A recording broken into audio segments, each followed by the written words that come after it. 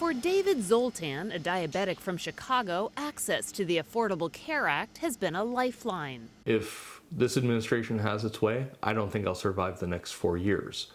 I don't think I'll last more than a year or two without Obamacare.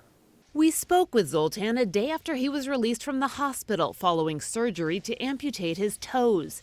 We originally met him in 2012, 2 years after he was among the first to sign up in Illinois for a health plan under the Affordable Care Act for people with pre-existing conditions.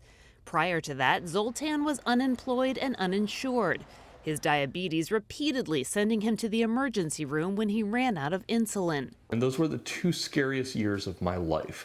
There were a number of times there where I came very close to not making it through. And quite frankly, if I have to do that again, I don't know if I'll survive. Zoltan is far from alone in his support of former President Barack Obama's healthcare law. According to a new AP NORC poll, 53% of Americans say they want to keep the law, but nearly as many, 46%, say they want to see the law repealed, and few want to keep it entirely in its current form. I felt like this kind of got just pushed on us. Nebraska accountant Todd Blome insures his family of 5 through Obamacare, but he believes the system is in dire need of change. Over the past 4 years, Blome says he's seen his premiums go up a whopping 250%.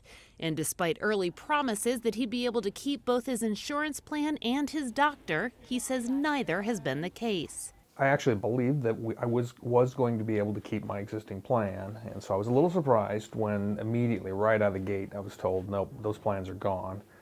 Still, Blome has a son who, like Zoltan, has diabetes. He appreciates the law's protections for people with pre-existing conditions and hopes that's a provision of the law that won't change. I don't think they can pull the rug out from people. That wouldn't be appropriate, so I hope they come up with something. It's a hope shared by the majority of Americans. The poll found 56% are extremely or very concerned that many people will lose their coverage if the Affordable Care Act is repealed. Hours after taking office, President Donald Trump followed up on his campaign pledge to repeal and replace the law, signing an executive order to begin the process.